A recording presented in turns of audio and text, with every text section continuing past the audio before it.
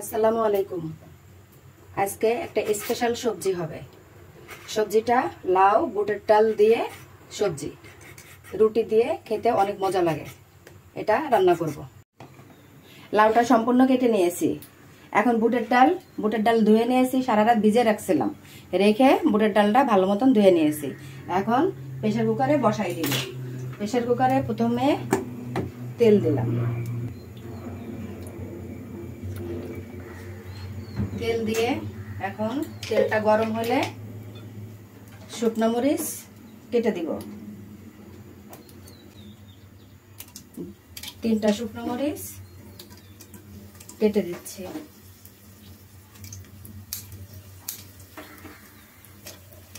কেটে দিয়ে একটু লাল লাল হলে আমি এখানে 5 ফোড়ন দিয়ে দিব। 5 ফোড়নটা দিয়ে দিলাম। 5 ফোড়নটা দেওয়ার পরে আমি 1 চামচ রসুন, 1 চামচ আদা দিয়ে দিলাম এখানে।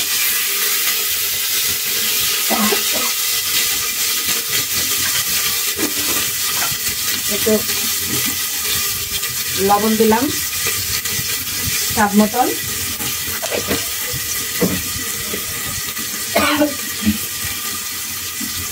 হলুদের গুঁড়া এবং ধনিয়ার গুঁড়া,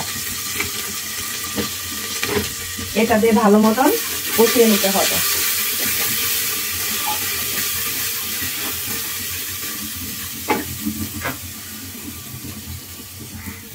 নিচে যাতে লেগে না যায় তার জন্য একটু সামান্য পানি দিয়ে দিলাম। পানি দিয়ে কিছুক্ষণ কষাতে হবে।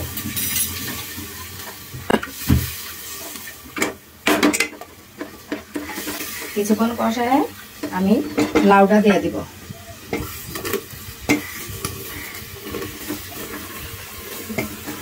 লাউটা দিয়ে আমি নাড়িয়ে দিব। নাড়িয়ে দিয়ে একসাথে বুটের ডালটাও দিয়ে দিব। বুটের ডালটা দিয়ে কিছুক্ষণ নাড়িয়ে আমি প্রেসার কুকারের মুখটা বন্ধ করে দিব।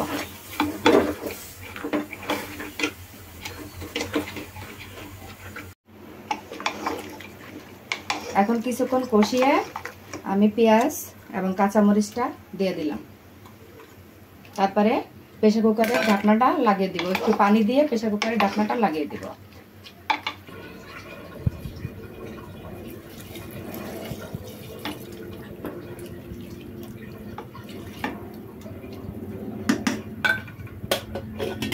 এখন ঢাকনাটা লাগিয়ে দিব, লাগিয়ে রাখবো। লাউ বুটের ডাল সিদ্ধ হয়ে গেছে। সিদ্ধ হয়ে যাওয়ার পরে আমি এখন একটা রসুন, একটা পেঁয়াজ দিয়ে বাগার দিচ্ছি। আমি ওইখানে সব মশলা দিচ্ছি এবং তেল দিচ্ছি, কিন্তু বাগারটা দিলে এটা বেশি মজা লাগে।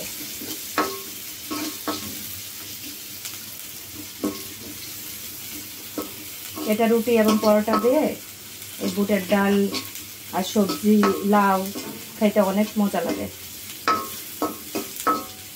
আমার এই রান্নাটা যদি আপনাদের ভালো লাগে তাহলে একটা লাইক এবং সাবস্ক্রাইব করুন এবং আমাকে ফলো করে রাখুন।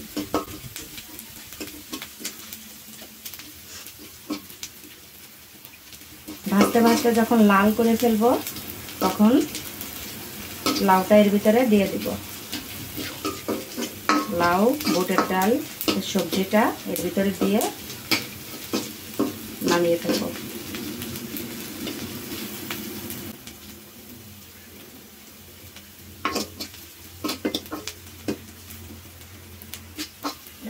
এইভাবে ভাজতে ভাজতে লাল করে ফেলতে হবে। লাল করে ফেলে তারপরে এর ভিতরে সবজিটা ঢেলে দিব।